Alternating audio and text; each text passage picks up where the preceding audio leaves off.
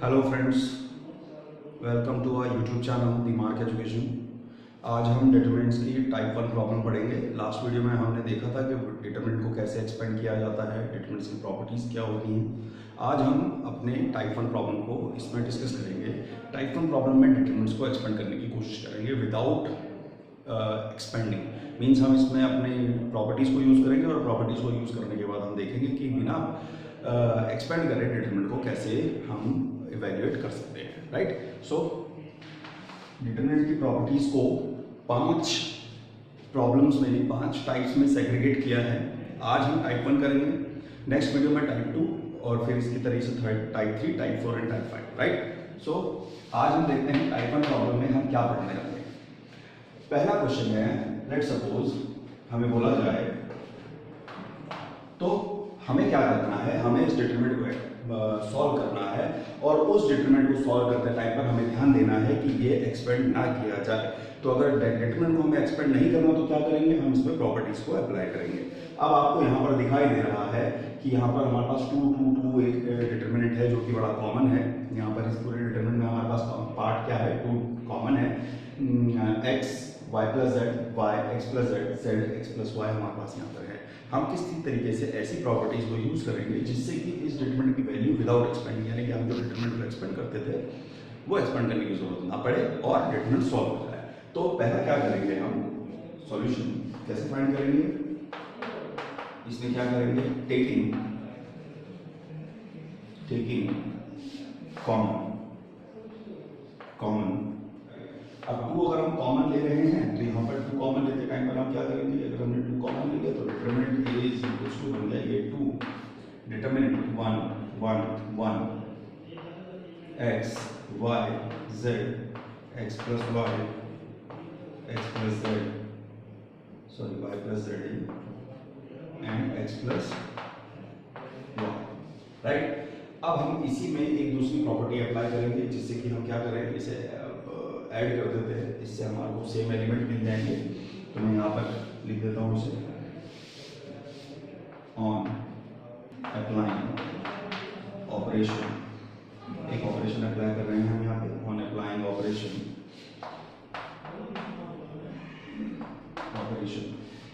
क्या, C3 changes to C3 plus C2, यानी C3 के साथ हम C2 को ऐड करते हैं, यानी C3 चेंज हो रहा है, C3 में हम C3 प्लस C2 को ऐड कर रहे हैं। तो हमारे पास में डिटरमिनेंट बना, आपको determinant A is equals to 2, determinant 1 1 1 x y z, और ये बन गया आपके पास x plus y plus z, ये बना x plus y plus z, और ये बना आपके पास x plus y plus z.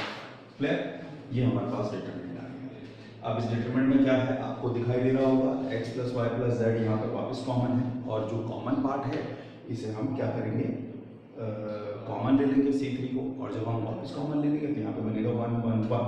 Clear. Now taking common x plus y plus z from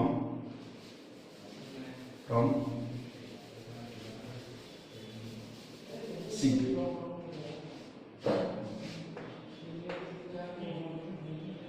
taking common x plus y plus z from C3, we get determinant A is equals to 2 x plus y plus z 1 1 1 x y z 1 1 1। जैसा कि आपको दिखाई दे रहा है, हमारे determinant का column C1 and column C2 दोनों की वैल्यू सेम है, यानी कि इनके जो एलिमेंट्स हैं ये सारे सेम हैं। हमने एक डिटरमिनेंट की प्रॉपर्टी पढ़ी थी, उस डिटरमिनेंट की प्रॉपर्टी में हमारे को मालूम है कि हमें अगर कभी भी किसी भी कॉलम या किसी भी रो में एलिमेंट सेम मिलते हैं तो वो डिटरमिनेंट क्या हो जाता है, टोटली जीरो, हमें एक्सपेंड करने की जरूरत नहीं पड़ती। तो हम यहाँ पर लिख सकते हैं by property of determinant that two columns C1 and C2, C3 are same, hence determinant A is equals to 0. Clear?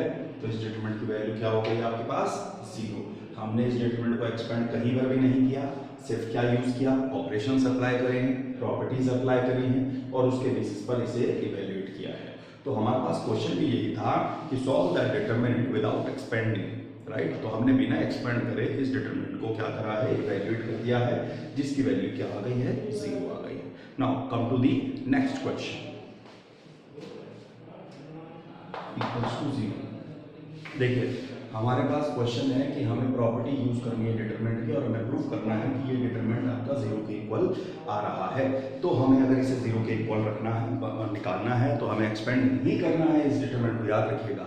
अगर हमें इस डिटरमिनेंट को एक्सपेंड नहीं करना है तो क्या करना है? हमें क्या करना है? इसमें प्रॉपर्टीज यूज करनी है.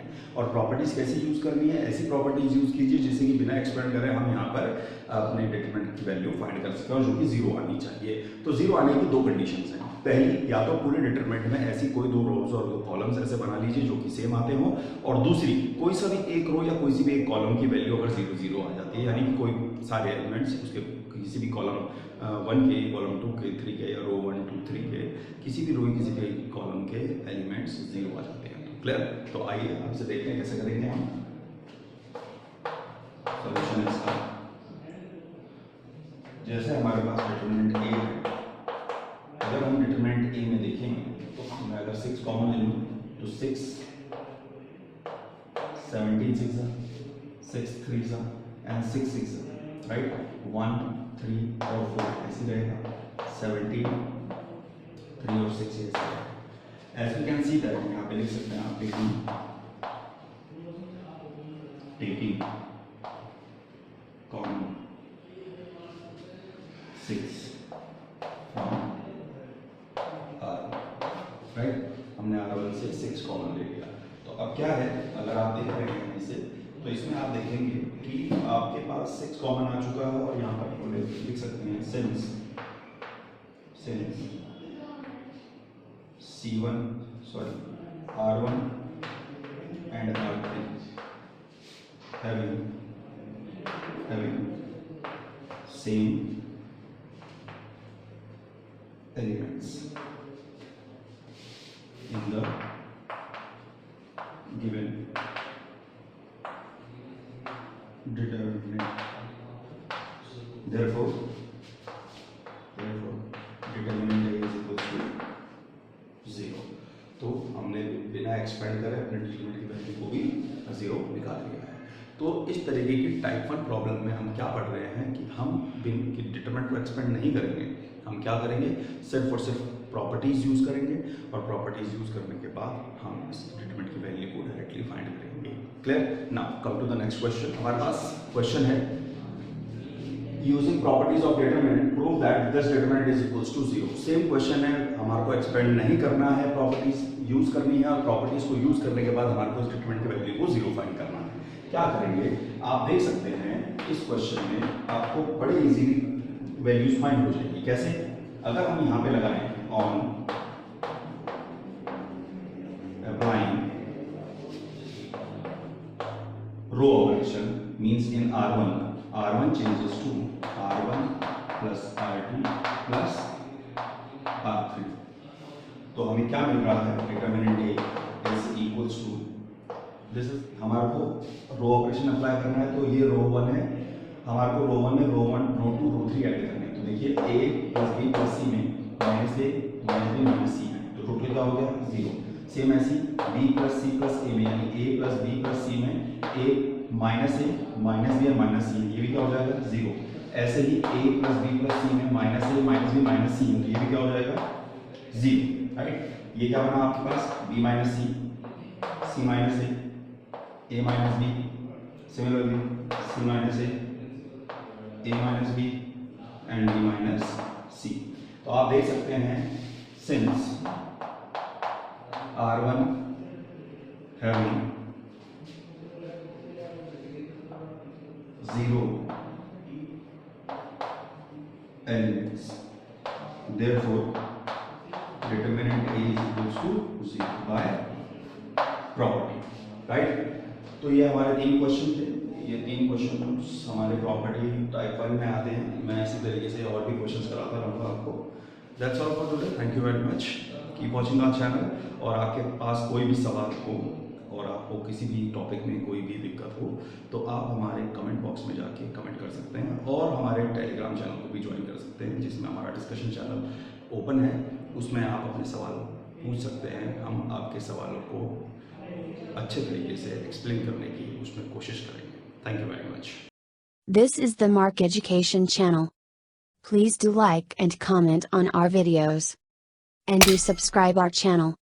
If you have any query or doubt or having any question regarding any topic, please leave a comment on comment box. We will try to get back to you with more explanation.